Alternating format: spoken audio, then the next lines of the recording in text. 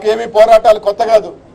YSR Congress party ఏదైతే పుట్టినరోజు నుంచి ఈరోజు దాదాపు 15-16 సంవత్సరాలు తీసుకుంటే దాదాపు ఇప్పటికే 10 సంవత్సరాలు మేము ప్రతిపక్షంలో ఉండి పోరాటం చేసిన వాళ్ళమే. ప్రతిపక్షంలో ఉండి జగన్మోహన్ రెడ్డి గారి కోసం కొట్లాడిన వాళ్ళమే. జగన్మోహన్ రెడ్డి గారు జైలుకు పోయినా ఇంత అండగా ఉండే వాళ్ళమే. రేపు కూడా మీరు కేసులు పెడతారనో భయపడే వాళ్ళు ఎవరు లేరు.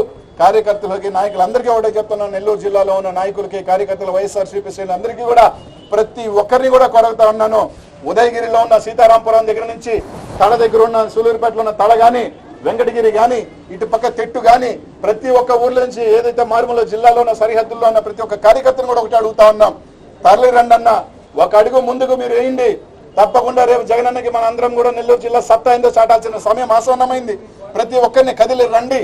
ఎంతమంది ఎన్ని పోలీసులను పెట్టి మీరు వేల మందిని పెట్టి ఆపుతారో అది కూడా చూస్తాం. పోలీసుల పనిని వదిలేసి రోడ్లో పడిగాపులు వేసి వైఎస్ఆర్ కాంగ్రెస్ పార్టీ కార్యకర్తలను ఆపే పనిగా ఈ రోజు పెట్టుకుంటున్న ఈ కూటమి ప్రభుత్వానికి బుద్ధి చెప్పాల్సిన టైం కూడా వచ్చింది. కాబట్టి అందరినీ అడుగుతా ఉన్నా, రండి. ప్రతి ఒక్కరు కూడా మీరు ధైర్యంగా మీరు అందరూ రండి. ఈ రోజు మేము అనుకుంటున్న ఒకటే, మేము జగన్మోహన్ రెడ్డి గారిని వస్తే ఏదో సాధారణంగా ఈ 2-3 నెలల్లో ఏదో 3,000 మందితో 4,000 మందితో 5,000 మందితోనో సాధారణంగా వచ్చి ఆయన పలకగా అనుకున్నాం. కానీ ఈ రోజు మీరు చేస్తున్న కట్టడి దానికన్నా రెట్టింపుగా రాబోతా ఉన్నాం. వస్తారు కూడా జనాలు. ఈరోజు మేమేదో సింపుల్ గా జగన్ అన్నని జైల్లో పరామర్శించి ఈ రోజు చేయాలనుకుంటే మీరేదో కట్టడి చేయాలనుకుంటున్నారు. రేపు జిల్లా అంతా కూడా ఏ విధంగా తరలి రావాలని వస్తారని ప్రతి ఒక్కరిని కూడా కోరుతా ఉన్నాం. మీ కేసులు చూసి భయపడు, లేకపోతే ఇంకో దేనికో భయపడు ఎవరు సిద్ధంగా లేరు.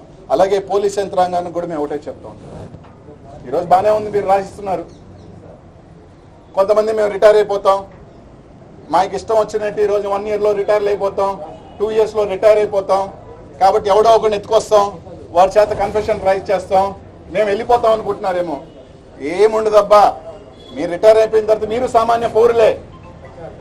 ఇదే కేసులు పోలీసులు కూడా పెడతారు. ఈరోజు మీరు చూపించారు కదా, ఐజీ ర్యాంక్ వాళ్ళనే మీ మీద కేసులు పెట్టినప్పుడు ఇదేం కాదు, అందరూ కూడా మళ్ళీ వస్తారు. కాబట్టి మీరు ఇచ్చిందే మళ్ళీ వెనక్కి వస్తుంది. మీరు ఎంత గట్టిగా ఇస్తే అంత రెట్టింపు వస్తుంది. రాజులు చాలా మహా చక్రవర్తులు అనుకున్న వాళ్ళు కూడా కాలగర్భంలో కలిసిపోయిన వాళ్ళు. రాజకీయాలలో ప్రజలు శాశ్వతం, ప్రజలు నిర్ణయిస్తారు.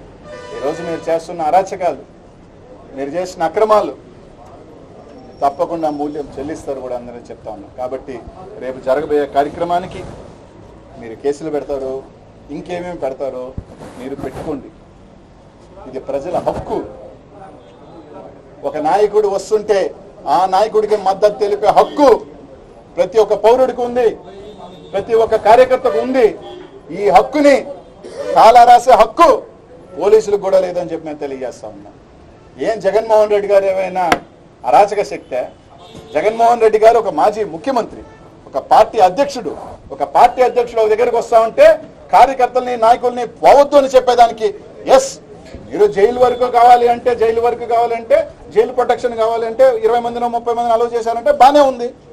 కానీ రోడ్లో ఎవరు రాకూడదు, జగన్మోహన్ రెడ్డిని చూసేదానికి ఎవరు రాకూడదు, జగన్మోహన్ రెడ్డి గారిని పలకరించేదానికి రాకూడదు అని చెప్పే రైట్ ఎవరికి ఉందని అడుగుతున్నా. ప్రజాస్వామ్యంలో డెమోక్రసీలో ఏ పౌరుడైనా సరే రోడ్డుకు రావచ్చు, అది రాకూడదు అని చెప్పి నోటీస్ ఇచ్చే హక్కు మీకేముంది?